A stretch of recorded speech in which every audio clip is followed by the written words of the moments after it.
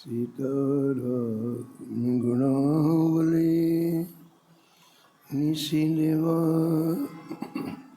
यज्जेभ्या पीयते सीताराम विचित्ररूपमनिशं यश्चक्षुषोर्भूषणं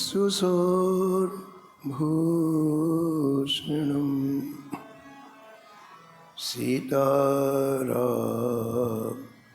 सुनाम धामनिरतं तं सद्गुरुं संभजे।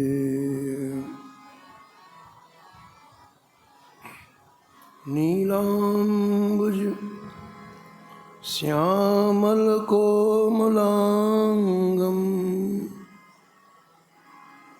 सीतासमारोपितवामभागं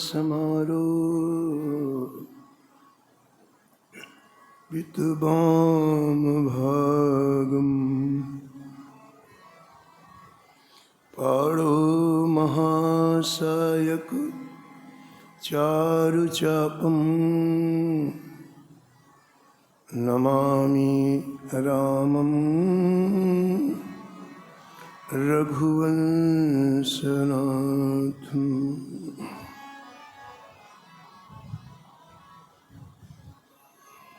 यत्र यत्र रघुनाथकीर्तनं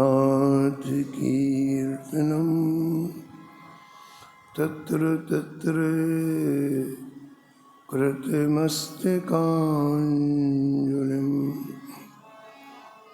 वाष्पवारि परिपूर्णलोचनं मारुतिं नमत राक्षसान्तकम्।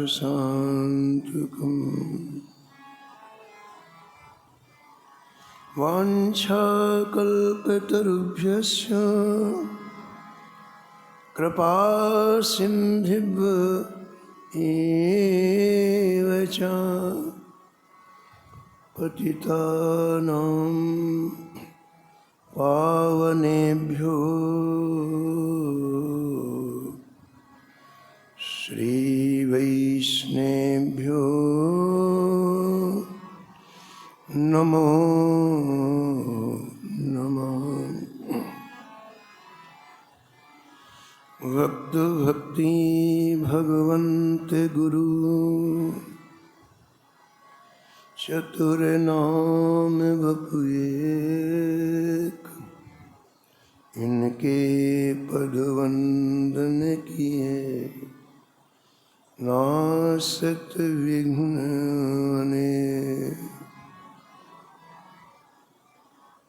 हरिजु आय विराजिए कथा सुनहु इतिहास, तुम श्रोता या माल के तुम पद रज मम।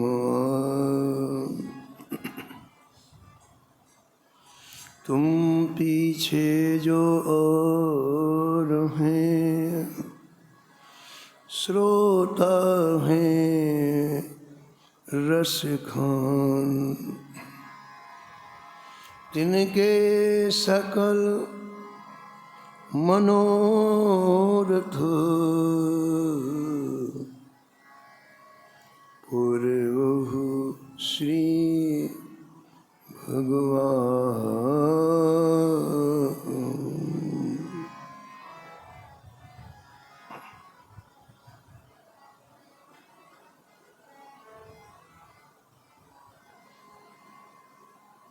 राधे राधे गोविंद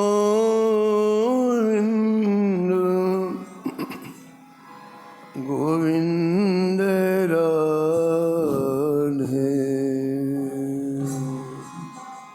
राधे राधे गोविंद गोविंद राधे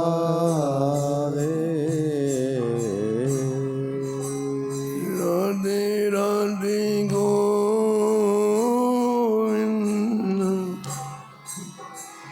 गोविंद राधे हे राधे राधे गोविंद गोविंद राधे गोविंद राधे बोलो गोपाल राधे गोविंद राधे बोलो गोपाल राधे गोविंद राधे बोलो गोपाल राधे गोविंद राधे बोलो गोपाल राधे राधे राधे गोविंद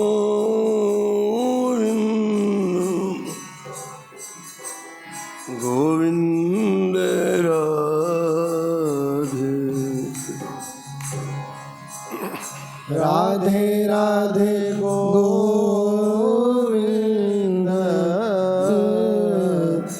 गोविंद राधे राधे राधे गोविंद गोविंद राधे राधे राधे गोविंद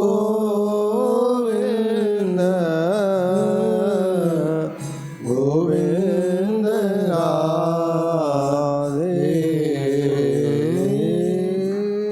गोविंद राधे बोलो जय हो गोपाल राधे गोविंद राधे बोलो गोपाल राधे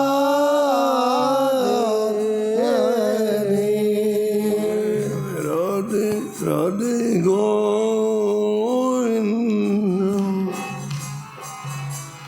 गोविंद राधे राधे राधे गोविंद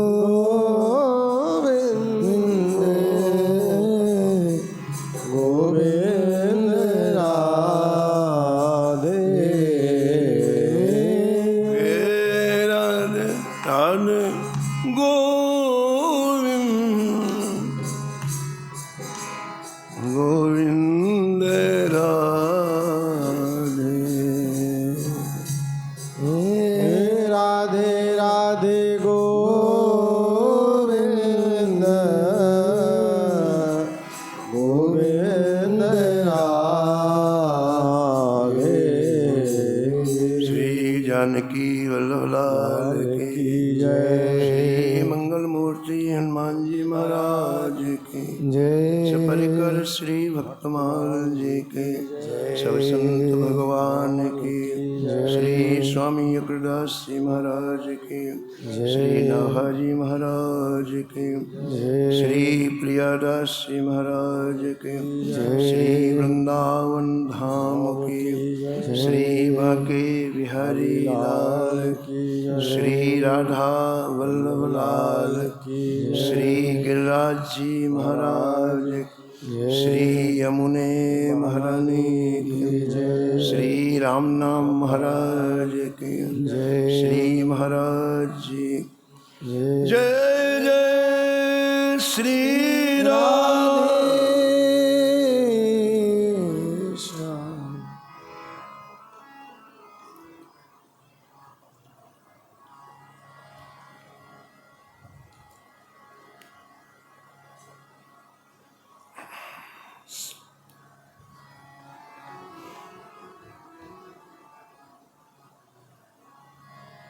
कलिकुटिल जीव निस्तारो हितो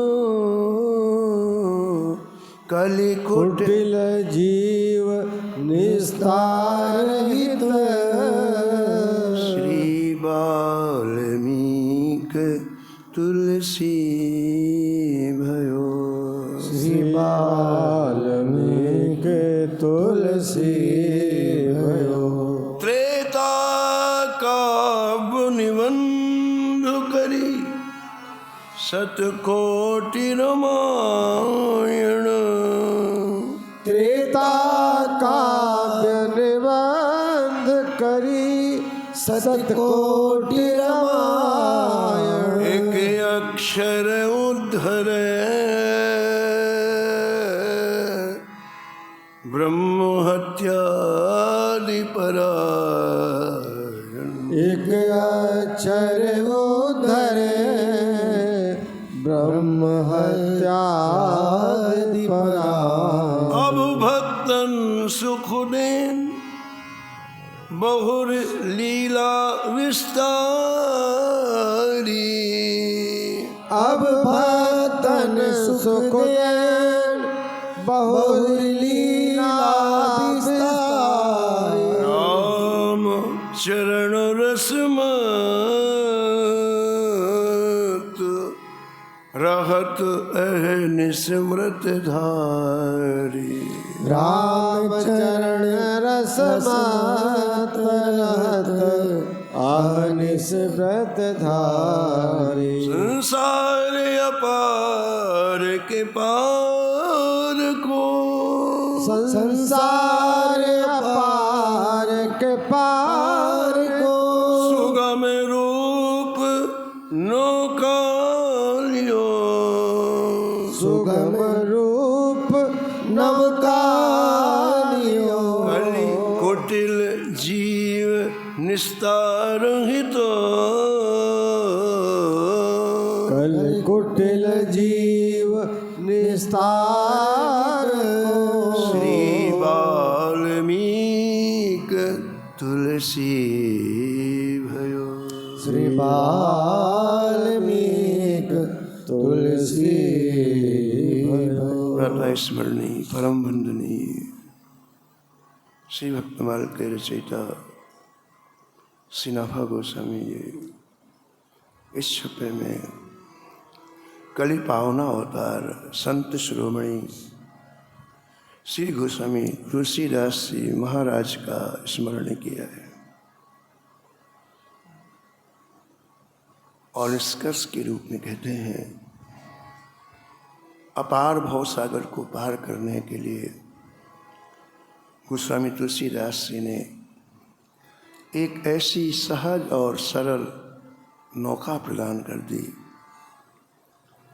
जिस नौका में बैठ कर के कोई व्यक्ति भवसागर में डूबेगा ही नहीं।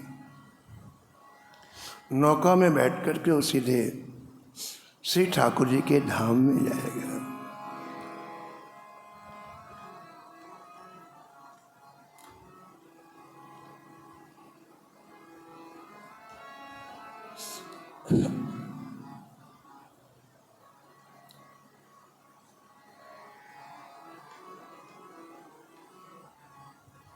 पूर्व प्रसंग में आप श्रवण कर रहे थे कि गोस्वामी तुलसीदास जी महाराज राजापुर की परम पावन भूमि में वहाँ के वृद्ध जनों के अनुरोध से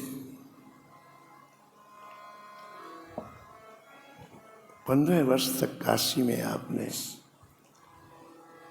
पूज्य गुरुदेव की सेवा करके श्री शेष सनातन जी की सेवा करके जो कुछ प्राप्त किया था आज लोगों के बीच में उसी को परोसना प्रारंभ किया, उसी को देना प्रारंभ किया। संतों की कृपा से, संतों के अनुग्रह से हमें कुछ भी प्राप्त होता है उसमें बड़ी मिठास होती है, उसमें रस होता है, क्योंकि उनका अनुग्रह उसमें होता है, उसमें उनका आशीर्वाद होता है। इसलिए गोस्वामी जी जब राजापुर में पहली कथा प्रारंभ की, अपार लोग सुनने के लिए आने लग गए। श्री रामकृष्ण परमहंस विवेकानंद जी के जो गुरु जी थे, वो कहते थे, भैया यदि आप अग्नि जला दो तो हाथ सेकने वाले अपने आप आते हैं, किसी को निमंत्रण नहीं देना पड़ता, किसी को बुलाना नहीं पड़ता। ठंडी के दिनों में आप अग्नि जला दो ना तो हाथ सेकने वाले अपने आप आते हैं। ऐसे जहाँ श्री ठाकुर जी की रस्म कथा होती है, रसिक लोग अपने आप आते हैं। किसी को सूचना देने की आवश्यकता नहीं है, किसी को कहने की आवश्यकता नहीं है। तो गोस्वामी तुलसीदास जी ने राजापुर में जब राम कथा प्रारंभ की तो अपार जन समूह एकत्रित हुआ और लोगों को एक नवजीवन प्राप्त हुआ। एक घिसा पिटा जीवन होता है। आप देखो, आप जिसके जीवन में सत्संग नहीं है, एक घिसा पिटा आदमी जन्म लेता है, थोड़ा बड़ा होता है, पढ़ता लिखता है, नौकरी धंधा करता है, धन कमाता है, धन अर्जित करता है, परिवार का पालन पोषण करता है, मर जाता है। उसकी जो संतान होगी वो भी वही करती है। उसकी जो एक घिसा पिटा जो नीरस है, कोई दम नहीं उसमें। लेकिन जब वही जीव संतों की सन्निधि में आता है और उसे जीवन की नई रोशनी प्राप्त हो, नहीं और भी कुछ। हम तो कूप मंडूक है ना, बस इतने ही जीवन है, बस इसी में ज़्यादा थोड़ा उत्कर्ष कर लिया तो फूल के फुक्का हो गए, इसी में हानि हो गई तो रोने लग गए। लेकिन असली जीवन का उद्देश्य तो अभी प्रवेश ही नहीं किया हमने। लेकिन जब कभी हम श्री ठाकुर जी के अनुग्रह से संतों के सामीप्य में आते हैं तो जीवन को एक नव प्रकाश मिलता है। नहीं, जीवन में और कुछ भी करना है, केवल खाना पीना सोना इतना ही जीवन नहीं है, और कुछ करना है। और इन संतों की सन्निधि में आते ही हमारे हृदय में पहली बार संकल्प होता है, हम भी भजन करेंगे। आप बाहर देख के आओ तो वृंदावन धाम है, किसी के मन में संकल्प नहीं आता कि भजन करना है। घूम के आओ। पूज्य भाई जी से हनुमान साहब पोद्दार जी कहते थे कि हमारे पास एक कलकत्ता का नौजवान आया मिलने के लिए। प्रणाम करके बोला, भाई जी हमारे घर में सुबह 4 बजे से लेकर रात के 12 बजे तक केवल पैसे की बात होती है। माँ के किसी से मतलब ही नहीं है, कौन मरा कौन जिया, कौन कहाँ है, कौन, केवल पैसा पैसा पैसा। भजन की इच्छा ही नहीं होती। क्यों नहीं होती? इतना अंधकार है हृदय में। अंधकार में कोई चीज दिखाई पड़ती है क्या? कहाँ ही पंखा रखा है, कहाँ ही माइक रखा, नहीं ना। टकराता है व्यक्ति, कभी इधर टकराएगा। ऐसे हमारे हृदय में अंधकार है। और जब महापुरुषों के हम वचन सुनते हैं तो अंधकार समाप्त होता है।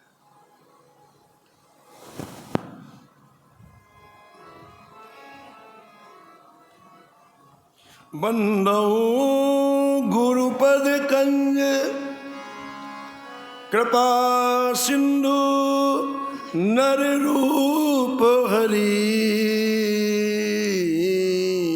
बंदौ गुरुपद कंज कृपा सिंधु नर रूप हरि। महा मोहितम पुंज मोहतम सुबचन रवि कर निकरो। जासु बचन रवि कर निकर।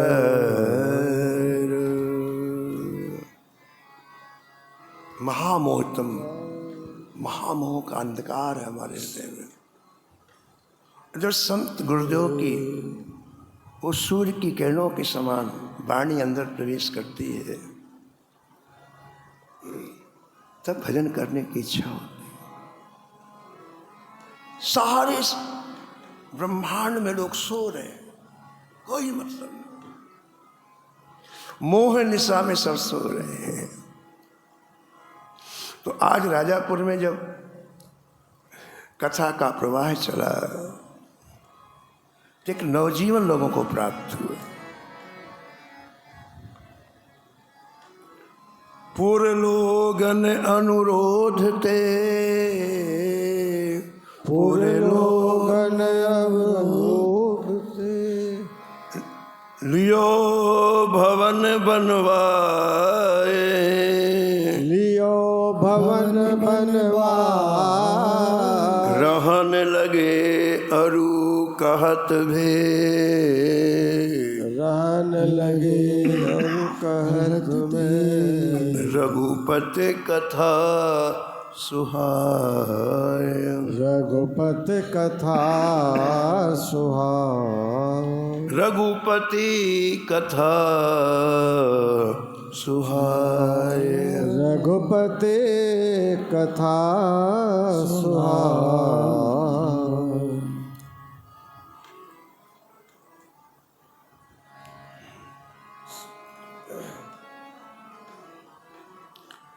अब कथा श्रवण करना लोगों का व्यसन हो गया। सारे काम करके, संपूर्ण कार्यों करके 1 घंटे पहले ही लोग आ जाते हैं।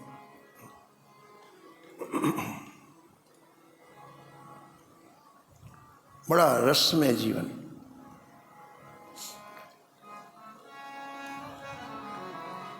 अनायास तुलसीदास जी की कीर्ति चारों तरफ फैलने लग गई है। लेकिन तुलसीदास जी सावधान है। बहुत प्रशंसा, बहुत कीर्ति, बहुत धन, ये सब भगवान से हटाते हैं। ये भगवान के समीप नहीं हटाते हैं। इससे अत्यंत सावधान रहना चाहिए। हमारा कहीं हम लक्ष्य तो नहीं चूक रहे हैं।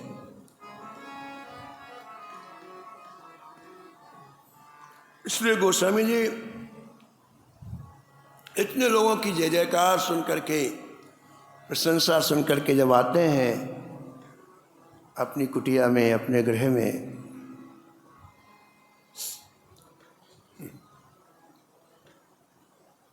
तो भगवान के सामने रोते हैं।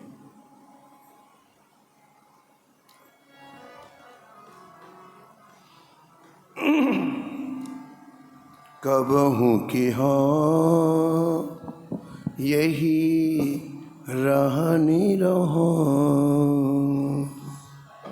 बहु के हो यह रहने रहूँगा।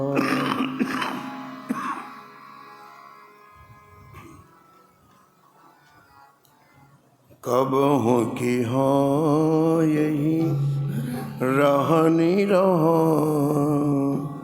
कब हो के हो यह रहने रहो। ये ना कभी मेरा ऐसा जीवन होगा क्या। श्री रघुनाथ कृपालु कृपाते, श्री रघुनाथ कृपालु कृपाते, श्री रघुनाथ कृपालु कृपाते, श्री रघुनाथ कृपालु कृपाते, संत स्वभाव गहो गो, संत स्वभाव गहो। कबहू के हाँ यही रहनी रहो, कबहू कयो यह रहनी रहो, कबहू की हो यही रहनी रहो, बहु के हो यह रहनी रहो। यथा लाभ संतोष सदा, यथा लाभ संतोष सदा। हे नाथ, क्या कभी मैं संत की रहनी रह पाऊंगा? संत की रहनी क्या है? जीवन में जो प्राप्त हो जाए उसमें भगवान की कृपा का अनुभव करना है। एक रोटी मिल जाए, जय जय आपने कितनी कृपा की, मैं इस लायक नहीं था, मैं एक रोटी के भी लायक नहीं था, आपने अनुग्रह करके मुझे आज रोटी प्रदान की। 56 भोग मिल जाए, ठाकुर जी आपने कितना अनुग्रह किया। सीधा वृंदावन में निवास करने के लिए एक छोटी सी कुटिया मिल जाए, हे प्रभु आपकी कितनी बड़ी कृपा है। और कोई विशाल भवन मिल जाए, प्रभु आपकी कितनी कृपा। जो दिया ठाकुर हम उसके लायक नहीं। आप ऐसा सोचोगे तो संतोष होता है, ऐसा नहीं सोचोगे तो अपनी योग्यता का अहंकार बढ़ता रहे, हम ये कर सकते हैं, हम ये कर सकते हैं। और जब तक संतोष जीवन में नहीं आता तब तक भजन नहीं होता है। प्रत्येक लाभ और कामना करता है। जिसको 100 रुपए का लाभ, उसको कल 1000 रुपए का लाभ चाहिए। जिसको 1000 रुपए का लाभ है उसको कल 1 लाख का लाभ चाहिए। जिसको 1 लाख का है उसको कल 1 करोड़ का लाभ चाहिए। जीवन चला जाए। जिम प्रति लाभ लोभ अधिकाई, गोस्वामी जी लिखते हैं। प्रत्येक लाभ में लोभ घुसा हुआ है, इससे संतोष, जिसे भजन करना है। गज धन गोधन बाज धन, गज धन गोधन बाज धन, और रतन सब खानी, और रतन सब खान। जब आवे संतोष धनो, जब आवे संतोष धन। सब धन धूर समान, सब धन धूल समान। धन के आने से धन की चाह नहीं मिटेगी। अच्छी तरह इस बात को लिख लो आप। और भूख बढ़ेगी और लेकिन आप मिट जाओगे, समाप्त हो जाओगे, लेकिन धन की वासना की पूर्ति नहीं होगी। लेकिन जब संतोष आपके जीवन में आ जाएगा तो सब कुछ आपको धूल के समान लगता है, सब धूल के समान। गोस्वामी जी प्रार्थना करते हैं ठाकुर जी से, क्या आप जो कुछ देंगे उसमें मैं संतुष्ट रह करके जीवन व्यतीत करूंगा, और आपके देने के बाद फिर कभी किसी से कुछ नहीं चाहूंगा। भगवान ने हमें एक कपड़ा दिया, मस्त रहे, दूसरे कपड़े की आकांक्षा ना करें। भगवान ने हमें 10 रुपए दिया, मस्त रहे, 1000 रुपए की आकांक्षा ना करें। और अगर आप ऐसा नहीं करोगे तो दूसरे के सामने हाथ फैलाओगे। हे नाथ, क्या मैं कभी किसी से कुछ चाहूंगा नहीं, ऐसा जीवन होगा? यथा लाभ संतोष सदा, यथा लाभ संतोष सदा। काहू सो कछु न चाहोगो, काहू सो कछु न चाहोगो। यथा लाभ संतोष सदा, यथा लाभ संतोष सदा। काहू सो कछु न चाहोगो, काहू सो कछु न चाहोगो। परहित निरत निरंतर मन क्रम, परहित निरंतर मन क्रम।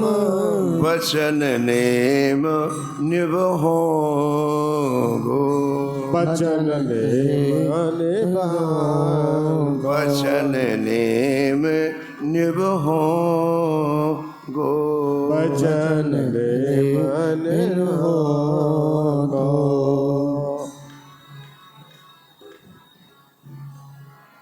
हे नाथ, मंत्र वचन से मैं दूसरे के सुख की चिंता कभी करूँगा? परहित मेरे जीवन में कभी आएगा? जो संतों की रहनी होती है, क्या ऐसी मेरी रहनी हो पाएगी? तुलसीदास जी श्री ठाकुर जी से रोके प्रार्थना करते हैं। संसार में जितने जीव हैं सबको अपनी देह की चिंता है, अपने खाने पीने की चिंता है।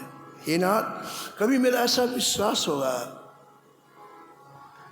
कि सबको देने वाले आप हैं, खिलाने वाले आप हैं, फिर चिंता किस बात की?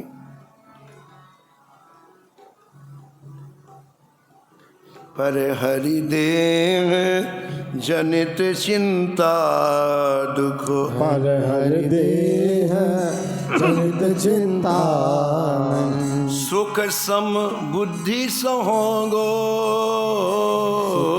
सुख सम बुद्धि सहोगो।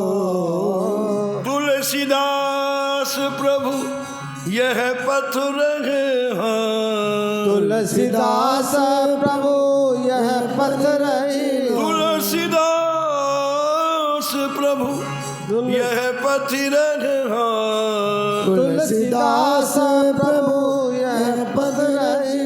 अभी चल हरि भगति लहोगो, अब चल हरि भगति लहोगो। कब हूँ कि हो यही रहनी रहोगो, कब कहो यह रहनी रहो। श्री रघुनाथ कृपालु कृपाते, श्री रघुनाथ कृपालु कृपाते, संत स्वभाव गहो गो, संत सुभान रहो गो।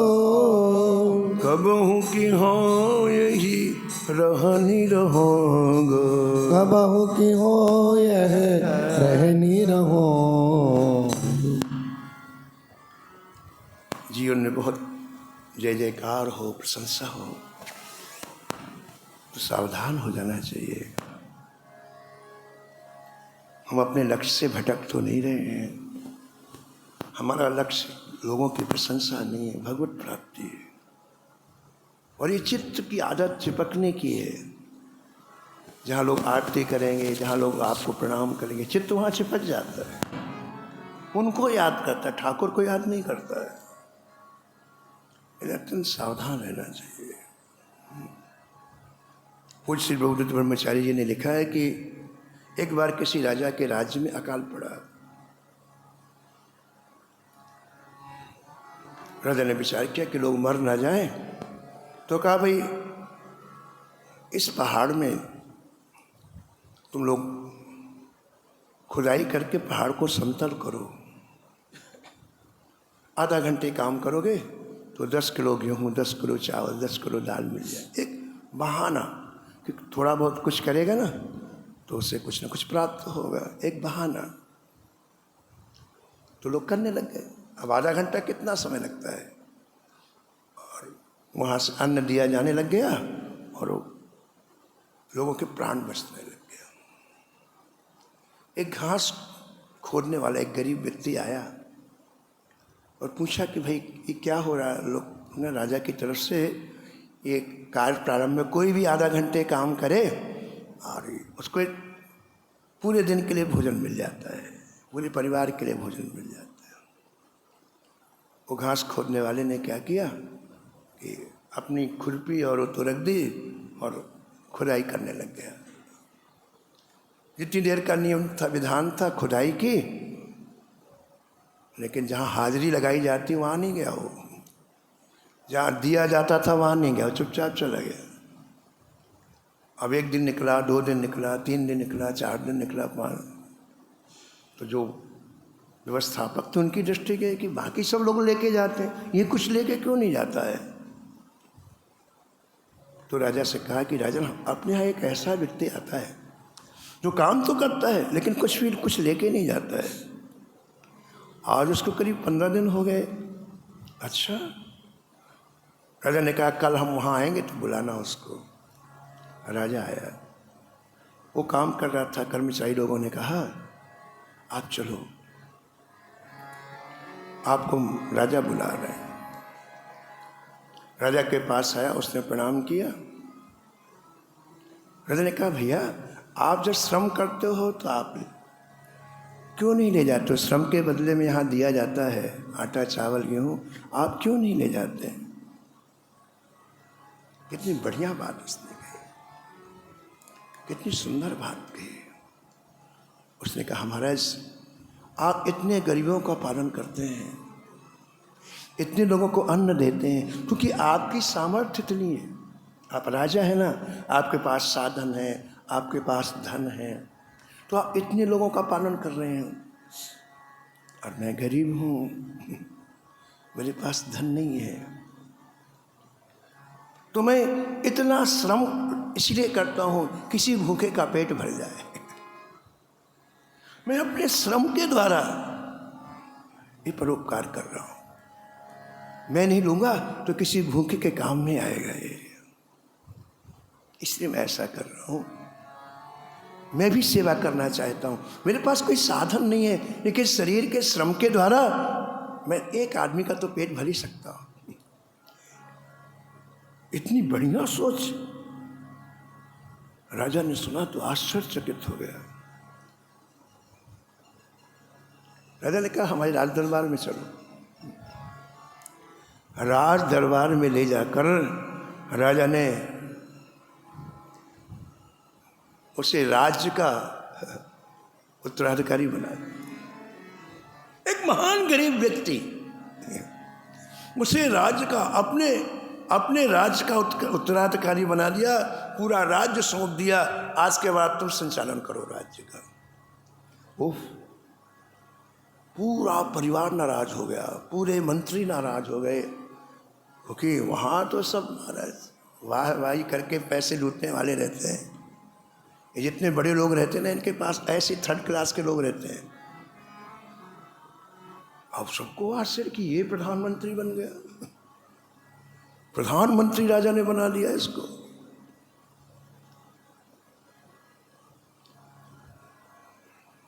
उसने जाते ही सबसे पहले क्या काम किया? घोषणा की किसी गरीब को कोई टैक्स देने की जरूरत नहीं है,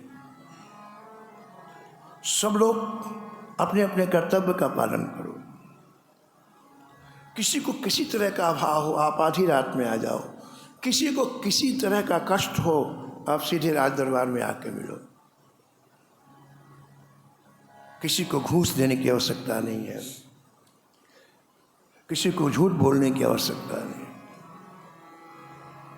प्रधानमंत्री के पद में आते ही सारी अव्यवस्था समाप्त हो गई और राज्य व्यवस्था से चलने लग गया। दिन दूनी रात चौगनी आमदनी बढ़ गई राज्य की, सब लोग सुखी हो गए। लेकिन जो जलने वाले लोग थे, जो धन का अपव्यय करते थे, जो भ्रष्ट लोग थे, जो घूस खाते थे, उनको आग लग गई।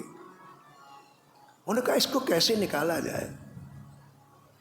अच्छे व्यक्ति को लोग सहन नहीं कर पाते क्योंकि चारों तरफ भ्रष्ट लोगों का साम्राज्य है। ये कोई अच्छा व्यक्ति है, इसको कैसे निकाला जाए। अब तो मीटिंग बैठी मारे भ्रष्ट मंत्रियों की, इसे निकाला कैसे जाए। उनको एक युक्ति मिल गई। क्या युक्ति मिली? उन्हें राजा से शिकायत है कि राजन, जब सब सो जाते हैं तो ये प्रधानमंत्री कोष में जाता है जहाँ खजाना है, और वहाँ जाने के बाद सबको निकाल देता है, दरवाज़ा बंद कर देता। और जब निकलता है तो एक पोटरी बांध करके निकलता है।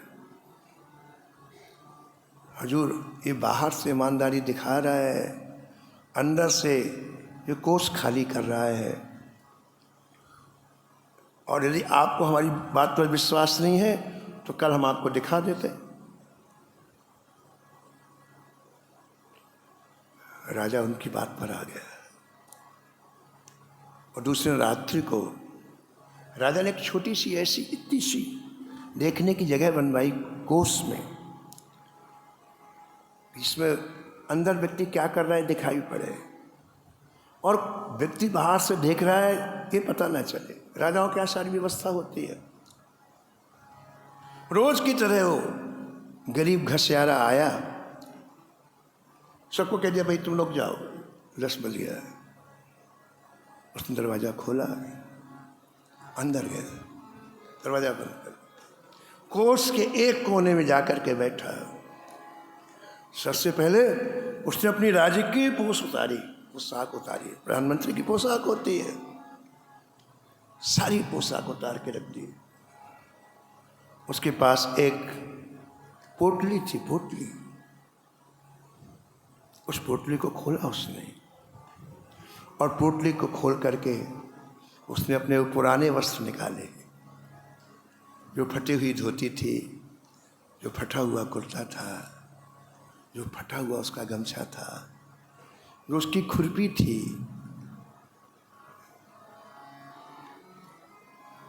उसको निकाला, इन चीज़ों को सामने रखा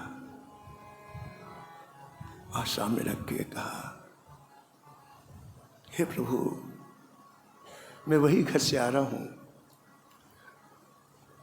जो रोज 4 आने कमाता था, 2 आने कमाता था, उससे अपना उदर पोषण करता था, अपना पेट भरता था।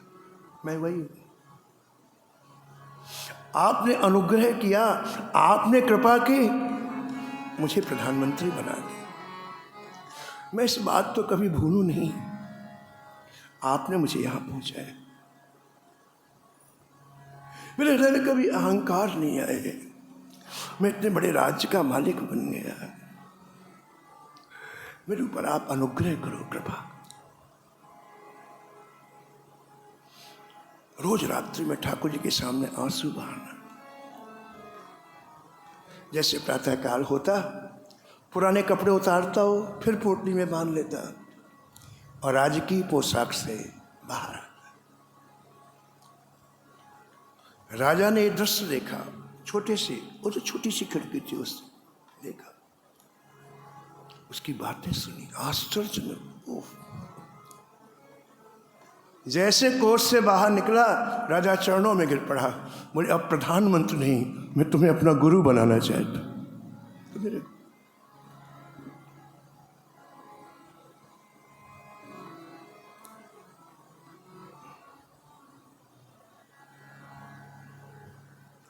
बहुत जय जयकार मिले, बहुत प्रशंसा मिले, बहुत बड़ा पद मिले, बहुत यश मिले, अत्यंत सावधान होना चाहिए।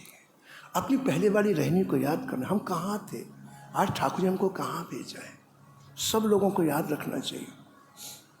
और हो सके तो रोज ठाकुर के सामने 2 आंसू बहाना चाहिए। जय जय, आज आपने हमको जहाँ भेजा है हम उसके लायक नहीं हैं, आप ऐसा अनुग्रह करना कि कभी हमारा ये मन मधुप आपके चरणों से अलग न हो। पद पदुम परागा रस अनुरागा, पद पदुम परागा रस अनुरागा, पद पदुम परागा रस अनुरागा, पद पद्म परागा रस अनुरागा, मम मन मधुप करे पाना, मम मन मधुप करे पाना, मम मन मधुप करे पाना, हाँ मम मन मधुप करे पाना। तो कथा के माध्यम से गोस्वामी जी को बड़ी ख्याति मिली, बड़ी जय जयकार होने लग गई। लेकिन गोस्वामी जी रात्रि में ठाकुर जी के सामने रोते हैं, जय जय एक संत की जैसी रहनी होती है, मुझे उस रहनी में रखना।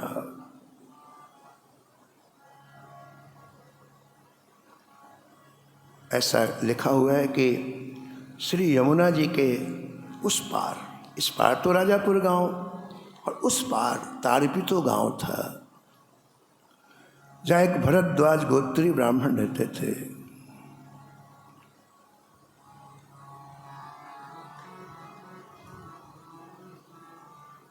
उनकी एक कन्या थी जिसका नाम रत्नावली था। महान विदुषी, जन्मजात विदुषी। एक तो पढ़ लिख करके व्यक्ति विद्वान बनता है, और कुछ लोग जन्मजात होते हैं, पूर्व जन्म के संस्कार होते हैं। वो रत्नावली जन्मजात विदुषी थी, महान विदुषी थी। उनकी विद्वता को देख करके पिता के मन में आया कि इसका विवाह किसी ऐसे सुयोग्य वर से करूं जो इससे भी ज्यादा विद्वान हो। इसके लिए खोज की चारों तरफ, लेकिन उसके लायक वर प्राप्त नहीं हुआ। भगवान शंकर की आराधना करते थे, तो निश्चय किया कि अब मैं शंकर जी से प्रार्थना करता हूँ, आप बताओ मैं इसका विवाह किससे करूँ। यमुना तट पर आप सब कुछ छोड़ करके भगवान शंकर से प्रार्थना करने लगे, जय जय मैं हार गया हूँ, आप बताओ इस कन्या का विवाह मैं किससे करूं।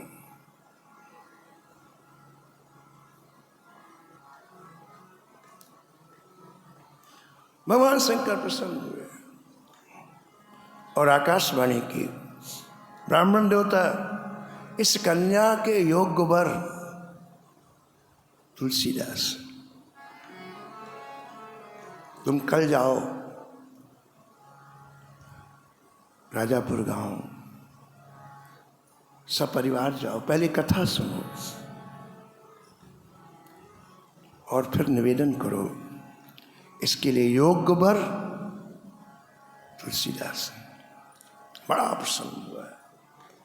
और अब वह ब्राह्मण जाएगा, कैसे बात करेगा, ये सब कथा आप कल सुनेंगे, समय की मर्यादा में वाणी कहीं गई।